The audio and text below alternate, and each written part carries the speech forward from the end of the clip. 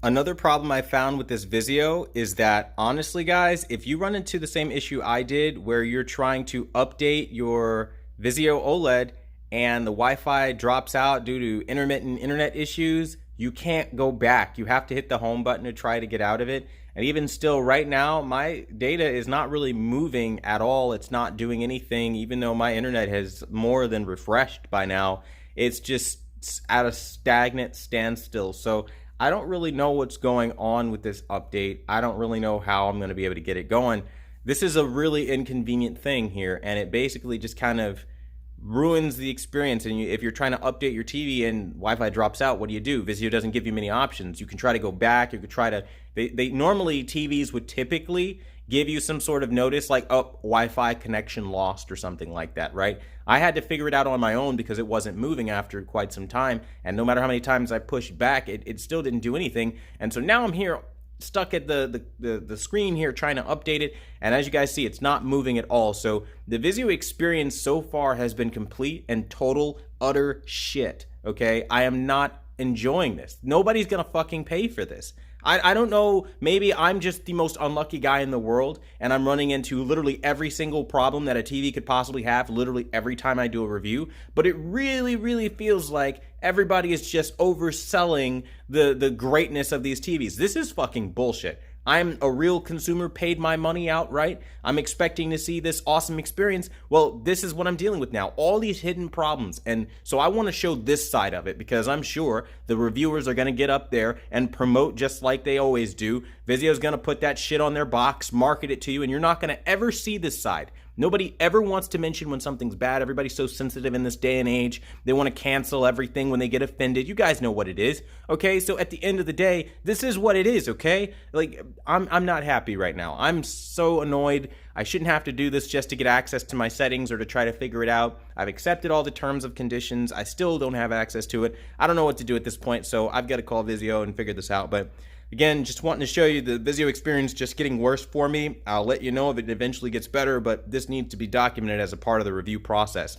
I can honestly say, in the history of this channel, I have never had such a bumpy experience setting up any TV ever. Period. No Vizio has ever been this difficult. No TCL, no Hisense, no Sony, no LG. Nothing has ever been as difficult as this TV right here to get going. And that needs to be mentioned because, good God, like, what in the actual hell, man? Well, it's official, guys. This TV belongs to the streets, okay? And here's why. Okay, you hit the menu button. You try to check for updates, right? Let's check for updates to see if we can get access to those locked picture options from before. The TV is up to date, so I've done the update, right? Okay, cool. So then we go into the picture settings. And still, you guys can see it now, it's grayed out. You have it just skips right over contrast, color, tint, sharpness. Don't need any of that, nope. I mean, what can you actually adjust? You can adjust your color temperature, you know, honestly, this is really frustrating. You have none of the black details, super resolution, edge enhancement, local contrast, all that's disabled. Under motion, all that's disabled. You can't do anything with motion. All you can do is adjust clear action on or off. Lucky me, okay? And then noise reduction, all that's grayed out. You can't do anything with that. Under Pro Engine, you can turn auto low latency off. That won't make a difference. You can optimize for HDR. You have all these options for gaming, great.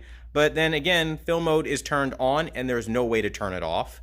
And you can adjust your gamma points, which, yeah, that's great and everything. Color calibration, oh, that's grayed out. You have no access to your color temperature here, so that's annoying. You have this that pops up, that's great and everything. I mean, I don't know, guys. I really, honestly, I don't know. I'm just really annoyed. Now, you can adjust the warmness of the picture because that stuff appears here. Thank goodness it's not just stuck under the advanced options. So that's good, but the other stuff, like your core settings, you have no access to that, and I don't care what mode you go to. Look at that. Every single mode, it's grayed out.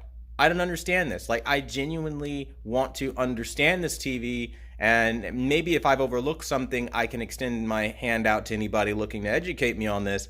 I don't understand what I could possibly do differently, though. I mean, you go under System Settings. I'm in Quick Start, right? That's usually what you do over eco when you want to have more control over your TV. And it even tells you, if you want the most control over your TV, right here it tells you want the most control over your TV, switch to quick start. You do that, you do a full restart of the TV, nothing happens, okay? And then what? Then what? I mean, like, at what point is this TV about to get convenient for me? Because I'm losing my patience fast, like beyond fast. The unboxing process was overly difficult. The picture settings are grayed out. Updating it didn't solve it. I mean, what can I do to fix this experience? And when this is the experience right out the gate, this is not a good TV. I mean, I honestly don't care what anybody can show you. Yeah, sure, there are people that don't care about this kind of thing, but like, I care about this kind of thing. I didn't pay for a TV just to have like basically everything disabled for me for the sake of filmmaker mode or whatever reason this is not automatically available as an option in my TV.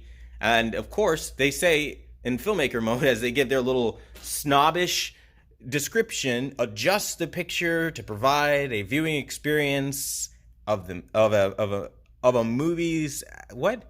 Did I read that right? Adjust the picture settings to provide a viewing experience of a movie's as the director intended. I mean, that's not even proper English. Like, get your shit together, Vizio. Experience of a movie's? Oh my God. Like, what am I, like, I feel like I bought literally like a cheap Chinese TV. Like, this is like a Walmart version of a TV, and right down to the wording on what filmmaker mode is. I mean, like, let me read this one more time in case maybe I'm just, because I am sleepy. I mean, it's been a really long day. I've worked really hard, right? Okay, let me read this one more time. Adjusts picture settings to provide a viewing experience of a movie's as the director intended. Yeah, of a movie's. Okay, yeah, okay, so that's how we're getting down. So yeah, this TV just sucks, man. Like, this is just what it is. This is not like my Sony OLED over there, okay? For anybody thinking, oh, he's just hating because he no, I really want to like this TV, but how can I fucking like this TV when everything is grayed out? Literally everything besides luminance and brightness and the warm color temperature is grayed out. Like, I can switch my color temperatures just fine, but I have no options. As a professional calibrator, that is the worst thing you could have told me. I lost creative control. Done. I immediately hate this TV. I want nothing to do with it. So I'm hoping some of you guys know how to fix this crap. If you do, let me know down below. Thanks for watching the #1 brand in honesty. Until the next video, this is highly depressing. I'll see you guys later.